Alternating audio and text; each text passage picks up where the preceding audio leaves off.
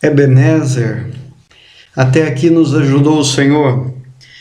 É um privilégio, é uma honra muito grande estarmos juntos para mais um estudo da Palavra de Deus. E vamos começar bem? Vamos começar falando com Deus, pedindo a ajuda dEle. Senhor nosso Deus, nesse momento, Pai, ao meditarmos na Tua Palavra, continue nos dando entendimento, sabedoria, discernimento, para extrairmos e aproveitarmos o máximo da Tua Palavra. Pedimos a Tua bênção, a porção dobrada do Teu Espírito, em nome de Jesus. Amém. O tema de hoje, então, é o santuário. Já dou uma dica dizendo que vai ser um estudo um pouco superficial, ok? Mais para frente, nos nossos projetos, queremos fazer um estudo de Daniel e Apocalipse e aprofundar mais o tema do santuário.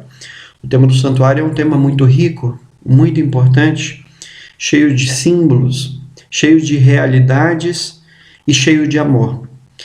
Vamos avançar? O que era oferecido no santuário?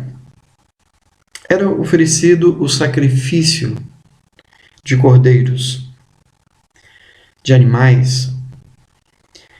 Relembro, já dissemos isso em estudos anteriores, que quando uma pessoa pecava antes de Jesus vir aqui e morrer na cruz do Calvário, antes disso, quando uma pessoa cometia um pecado, quando ela transgredia a lei de Deus, ela trazia um cordeiro sem defeito, sem mácula, colocava as mãos na cabeça desse cordeiro, confessava o pecado, e simbolicamente o pecado passava para o cordeiro. E o pecador, aquele que havia trazido o cordeiro, pegava então uma navalha e degolava o cordeiro. E o sangue do cordeiro caía nessa vasilha, que era derramado no altar e levado também pequenas gotas para dentro do santuário. Nós vamos ver mais alguns detalhes. Mas aqui o resumo e o mais importante é: o pecado, meus amigos, nós estamos infelizmente, tristemente, tão acostumados com o pecado, mas o pecado é algo terrível demais.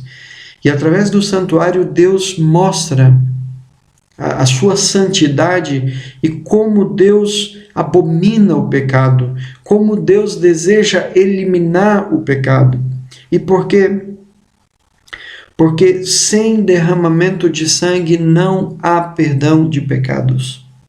Então, antes de Jesus derramar o sangue dele, Jesus permitia que um cordeiro morresse no lugar do pecador.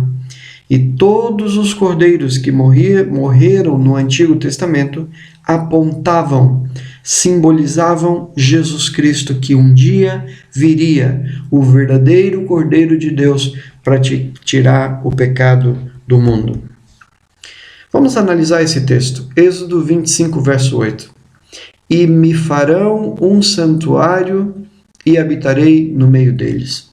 Esse texto é muito interessante. Aqui, Deus pedindo para que o povo dele, o povo de Israel, construísse um santuário, porque Deus queria habitar no meio do povo. Deus ama o ser humano. Deus queria uma casa naquela travessia de do Egito em direção a Canaã.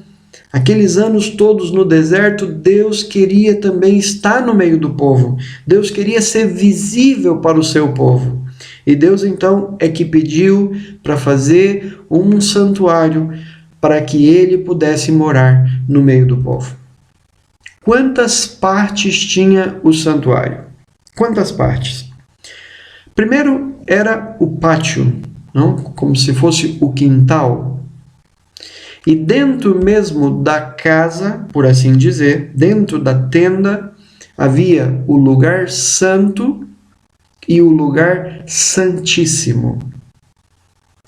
O sacerdote, então, entrava no lugar santo todos os dias para colocar os pães. Mais para frente vamos ver o significado, para ver o candelabro, fazer a manutenção. e oferecer incenso ali naquele altar onde está aí na frente do sacerdote. Agora, no lugar santíssimo, e era do lugar santíssimo que Deus falava com o sacerdote só podia entrar uma vez por ano. E daqui a pouco vamos ver por que o sacerdote só entrava uma vez por ano. Vamos avançar. Hebreus capítulo 9, verso de 1 a 5.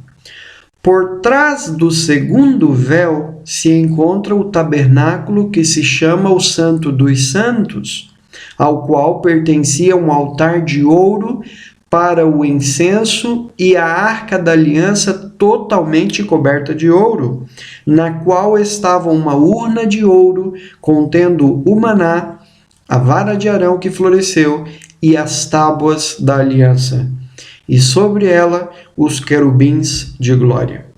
Hebreus 8, verso 5. Os quais servem de exemplar e sombra das coisas celestiais, como Moisés divinamente foi avisado, estando já para acabar o tabernáculo, porque foi dito: olha, faze tudo conforme o modelo que no monte te mostrou.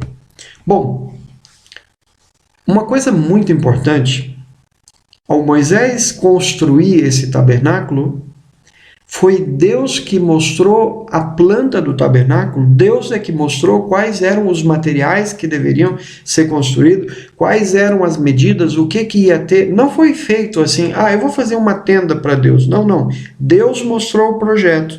E muito interessante, nesse texto, nós vemos que esse tabernáculo terrestre que foi construído aqui na terra é sombra, é um modelo de um tabernáculo celestial. Muito interessante isso. No céu existe o verdadeiro, o da terra é uma cópia. Então, aqui está uma espécie de planta do tabernáculo. Essa parte vermelha, vou começar aqui da parte vermelha para frente, era o altar dos holocaustos. Ok? Os cordeiros eram oferecidos, não é? O cordeiro, como eu acabei de explicar, o sangue era colocado aí no altar e o animal era completamente queimado aí nesse altar. Havia essa pia onde o sacerdote se lavava antes das cerimônias, entrando no tabernáculo, nessa parte maior que é chamada de lugar santo. Ok? No lugar santo tem o castiçal, a mesa dos pães e o altar do incenso.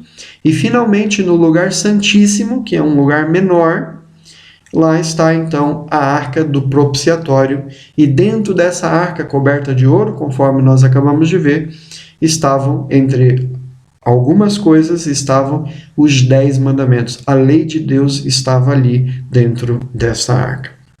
Levíticos capítulo 4, verso 27 até o verso 29, a palavra de Deus diz: e se qualquer outra pessoa do povo da terra pecar por erro, fazendo contra algum dos mandamentos do Senhor aquilo que se não deve fazer, então trará por sua oferta uma cabra fêmea sem mancha pelo seu pecado que pecou, e porá a sua mão sobre a cabeça da expiação do pecado no lugar do holocausto, conforme nós acabamos de explicar anteriormente.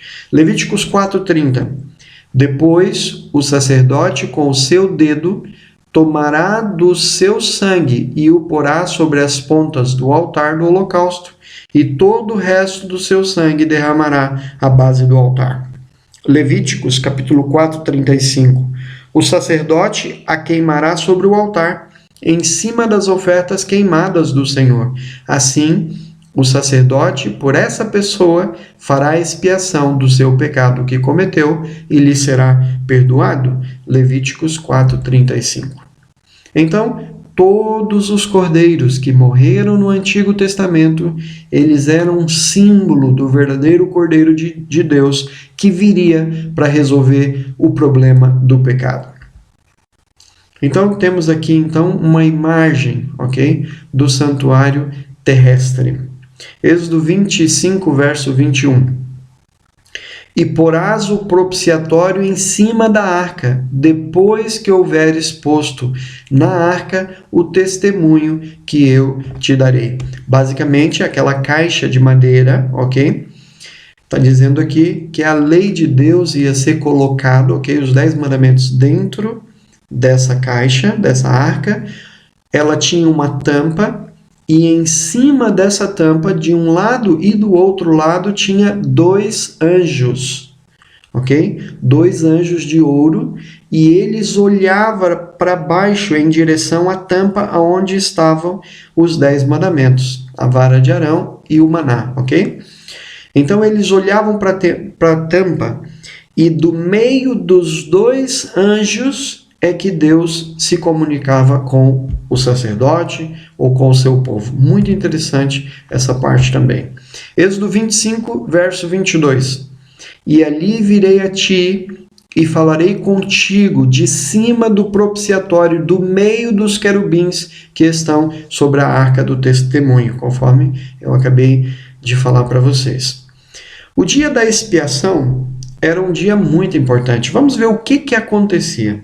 Levíticos 16, verso 29 e o verso 30. E isto vos será por estatuto perpétuo: no 7º mês, aos 10 do mês, afligireis as vossas almas, porque naquele dia se fará expiação por vós, para purificar-vos, e sereis purificados de todos os vossos pecados perante o Senhor. Da congregação dos filhos de Israel tomará 2 bodes para expiação do pecado e 1 carneiro para o holocausto. Arão trará o novilho da sua oferta pelo pecado e fará expiação por si e pela sua casa. Então, vamos ver. O sangue era derramado, ok, da oferta lá fora, né, do tabernáculo, dentro do pátio, no altar, conforme nós acabamos de ver. O sacerdote, ele molhava o dedo naquele sangue e trazia para dentro do santuário, ok? E era depositado, era aspergido naquela separação entre o santo e o santíssimo.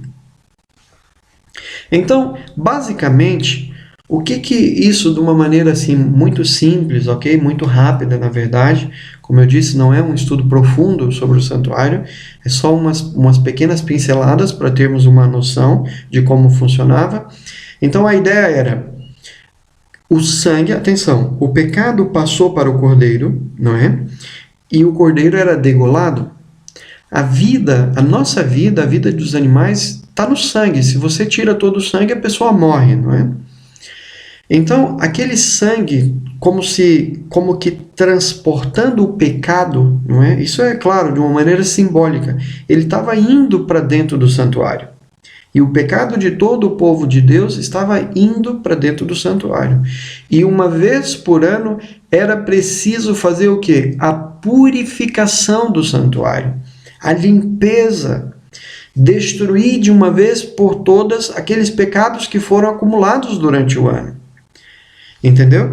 Então, nessa cerimônia ela era tão importante que o próprio sacerdote ele tinha que primeiro oferecer um sacrifício por ele, pela sua família, para que depois fizesse esse sacrifício especial. Também tomará ambos os bodes e os porá perante o Senhor à porta da tenda da congregação. Lançará sorte sobre os 2 bodes, um para o Senhor e o outro para o bode emissário. Então, um bode estava sendo oferecido, né, a Deus e o outro ao bode emissário. Já já vamos ver então quem é esse bode emissário. Arão fará chegar o bode sobre o qual cair a sorte para o Senhor e o oferecerá por oferta pelo pecado. Então agora o sacerdote, representando todo o povo de Deus, ele fazia a mesma cerimônia que o pecador fazia. Colocava as mãos na cabeça do bode, confessava o pecado do povo, todos aqueles pecados que foram acumulados durante o ano, ok? E simbolicamente eles deixavam, ok? Deixavam o santuário e entravam agora naquele bode, que era oferecido por todo o povo de Deus. Hebreus 9, 22. Hebreus 9, 22 nos lembra o quê? Sem derramamento de sangue não há remissão. Ok? Remissão aqui, essa palavra é perdão. Ok? Se não tem derramamento de sangue, não tem perdão de pecados. Levíticos 16, 5 a 10. Mas o bode sobre o que cair a sorte para o bode emissário será apresentado vivo perante o Senhor, para fazer expiação por meio dele e o enviá-lo ao deserto como bode emissário. Então agora, o que era feito? O pecado todo que estava no santuário, ok? Simbolicamente passava para aquele bode que estava vivo. Um era oferecido para o Senhor e o outro permanecia vivo. E esse bode que permanecia vivo era levado para longe no meio do deserto e soltado. E isso há uma simbologia, há uma explicação. Vamos continuar a leitura. Levíticos 16, verso 15 e 16. Depois imolará o bode da oferta pelo pecado, que será para o povo. Assim fará expiação pelo santuário por causa das impurezas dos filhos de Israel e das suas transgressões e de todos os seus pecados. Havendo, pois, acabado... Levíticos 16, 20 a 22. Havendo, pois, acabado de fazer expiação pelo santuário, pela tenda da congregação e pelo altar, então fará chegar o bode vivo. Arão porá ambas as mãos sobre a cabeça do bode vivo e sobre ele confessará todas as iniquidades dos filhos de Israel. Enviá-lo-á ao deserto, pela mão de um homem à disposição para isso. Ou seja, um homem que já estava ali pronto para levar esse bode vivo. O bode emissário, ele representa Satanás. Por quê? Aqui é muito importante entender isso. Satanás, ele sem dúvida nenhuma é o grande colaborador, ok? Para que nós possamos pecar. Ele tenta de tudo para fazer o ser humano cair, para fazer o ser humano pecar, para fazer o ser humano se sujar no pecado. Então, ele tem uma participação. Atenção, ele não é completamente responsável pelos nossos pecados, porque há uma luta na nossa mente entre Deus e o inimigo, sem dúvida. E no final, quem decide somos nós. Mas há uma parte importante que Satanás desempenha para fazer-nos cair, para fazer-nos pecar. Então, o que estava acontecendo ali no santuário? Os pecados todos que os filhos de Israel, que os filhos de Deus cometeram durante o ano, iam para dentro do santuário através do sangue dos animais, e agora era feita uma cerimônia importante de limpeza. Oferecia-se um bode em honra a Deus, e outro bode era feito essa cerimônia da imposição das mãos do sacerdote, o representante do povo a nível espiritual, confessando os pecados todos do povo, todos aqueles pecados que haviam sido acumulados durante o ano, era confessado, simbolicamente com a imposição das mãos, esses pecados passavam para aquele bode emissário. E ele era levado então para um lugar longe no deserto e soltado lá. Vivo, e era solto lá. Curioso, tudo isso tem um símbolo, mas um símbolo muito importante. Uma vez que esse bode emissário representava Satanás e ele permaneceria livre, é verdade, ok? Mas não para sempre. Mais cedo ou mais tarde, aquele bode morreria. E mais cedo ou mais tarde, nós já estudamos o milênio, Satanás vai pagar por todos os seus pecados. Hebreus 9, verso 11 e o verso 12 diz o quê? Quando, porém, veio Cristo como sumo sacerdote dos bens já realizados, mediante o maior e mais perfeito tabernáculo, não feito por mãos, quer dizer, não desta criação, não por meio de sangue de bodes e de bezerros, mas pelo seu próprio sangue, entrou no Santo dos Santos, uma vez por todas, tendo obtida eterna redenção. Esse texto muito forte, muito importante, muito rico a nível teológico. Lembra que nós vimos que o santuário terrestre era uma cópia do santuário celestial, ou seja, lá em cima no céu há o santuário celestial, o verdadeiro santuário de Deus, não feito por mãos, não feito por mãos humanas. Estão entendendo? E nesse santuário celestial precisava de um sacrifício superior. Enquanto nos sacrifícios do santuário terrestre eram cordeiros, né? Nesse caso bode também, no santuário celestial tinha que ser um sacrifício superior, porque o santuário também é superior. E Jesus Cristo veio aqui à Terra para fazer esse sacrifício, para dar essa oferta, dando a sua própria vida, derramando o seu próprio sangue. E agora, no santuário celestial, ele faz uma obra parecida, superior, mas parecida com a obra que era feita aqui no santuário terrestre. É por isso que é muito importante tentarmos perceber como as coisas funcionavam no santuário terrestre, para depois tentarmos entender como as coisas funcionam no santuário celestial.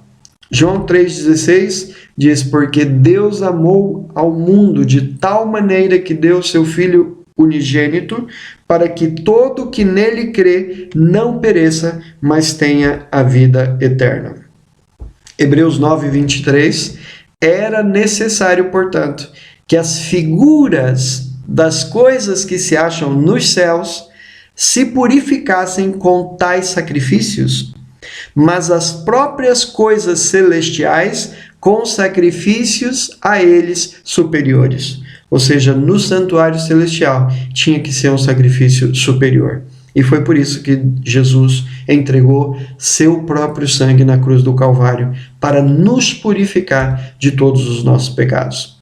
João 1:29, eis o Cordeiro de Deus que tira o pecado do mundo. O verdadeiro Cordeiro de Deus que resolve o problema do pecado é o próprio Senhor Jesus. Então, meus amigos, meu desejo é que nós possamos refletir sobre isso. Eu não sei, é provável que você não tenha entendido tudo, não é? Como eu disse, vamos fazer mais estudos pormenorizados. É um tema muito complexo, é um tema especial. E por quê? Porque o pecado, nós não podemos brincar com o pecado. O pecado é algo sério demais, não é? A lei de Deus que estava dentro da arca da aliança, a lei de Deus, ela reflete o caráter de Deus. E Deus não pode conviver com o pecado. Deus não pode tolerar o pecado. Então, a maneira de Deus resolver o problema, o que eu quero dizer com tudo isso? Às vezes nós não podemos pecar e, tá bem, eu peço perdão a Deus e tudo bem. Não, o pecado é algo sério demais. O pecado custou a vida de milhares de animais, mas custou a vida de Jesus, do próprio Deus. E o pecado, então, é terrível, o pecado nos destrói, o pecado nos machuca. E através do santuário, Deus tenta mostrar para mim e para você quão grave é o pecado. Porque a única coisa que Deus deseja para nós é a nossa felicidade. E Ele sabe que o pecado nos machuca, que o pecado nos destrói. E Ele mostrou de maneira clara quão terrível é o pecado. Quão importante para nós é estarmos limpos, purificados pelo sangue do Cordeiro, do verdadeiro Cordeiro de Deus, Jesus. E Jesus fez tudo isso não para nós ficarmos brincando com o pecado, não para nós levarmos a nossa vida cristã de qualquer maneira. Ah, meus amigos, Deus te ama tanto, tanto, tanto, que Ele fez isso. Ele foi até as últimas consequências por amor a você e por amor a mim. Ele nos ama. Nós não podemos ficar longe de Deus. Deus escreveu uma história de amor escrita com sangue na cruz do Calvário para dizer para você, filho, eu te amo. E a mensagem de Deus para você hoje é, filho, por favor, não brinca com o pecado, porque o pecado te destrói. O pecado mata. O pecado envenena a tua alma. Você fica preso nas garras de Satanás. Satanás quer aprisionar você com vícios, com luxúria, com mil e uma coisas. Ele quer destruir você. E o pecado nos cega. O pecado é como uma espécie de um entorpecente. Ele te deixa insensível. É como se o pecado nos anestesiasse. Nós não sentimos. E o pecado vai te destruindo. Vai acabando com você, e Deus sabe quão grave é o pecado, quão terríveis são as consequências do pecado. E Ele tentou demonstrar isso no santuário terrestre. Meu amigo, que Deus te abençoe, que Deus te ajude. Pensa sobre isso, reflita sobre esse tema e pense que o pecado é uma realidade e que nós precisamos desesperadamente de um Salvador. Agora, de repente, posso estar falando para alguém que está no fundo do poço, que está se sentindo perdido, que está se sentindo sujo. Para você, para mim, para todos nós, nunca se esqueça de uma coisa. O sangue de Jesus nos purifica de todos os nossos pecados. Nos limpa. Mas Jesus não quer limpar você para você continuar na lama, no lixo do pecado. Não brinca com o pecado. Que o Senhor te abençoe. Que o Senhor te motive, que o Senhor entre dentro do seu coração e faça as reformas que precisam ser feitas. Porque, claro, você seguramente não tem desejo de pecar. Deixa eu me explicar melhor. Nós somos pecadores, não? Nós temos tendência ao pecado, nós gostamos de pecar. Mas o seu racional, o seu eu interior, o seu eu espiritual, não quer pecar. Então, claro, se você não quer pecar, é importante estar cada dia com Cristo. Você não deve sair da sua casa para o trabalho, para a escola, para o que quer que seja. Não deve sair sem primeiro se relacionar com Jesus. Cada dia sem primeiro abrir a palavra dele, ouvir a voz de Deus. Meditar na palavra. Eu não estou dizendo ficar 1 hora, 2 horas. Evidentemente que o tempo, né? A questão não está na quantidade, sim na qualidade do tempo que você passa com Deus. Acorda um pouquinho mais cedo. Abre a palavra de Deus. Faz um ano bíblico, lê uma meditação, mas por favor, não saia da sua casa sem alimento espiritual. Porque se você estiver bem alimentado espiritualmente, vai ser mais fácil vencer o pecado. Nessa luta terrível, é uma luta cruel, que nós travamos cada dia. Mas quando você se alimenta da palavra, ao teu lado vai estar o Rei dos Reis, o Senhor dos Senhores, o Espírito Santo, teu anjo da guarda, todos trabalhando pela tua vitória. Que o Senhor te abençoe, meu amigo, minha amiga. Que o Senhor possa curar as feridas do teu coração e que possa dar sentido para a tua existência. E lembre-se, Jesus é o maior interessado na tua felicidade. Ele quer curar suas feridas.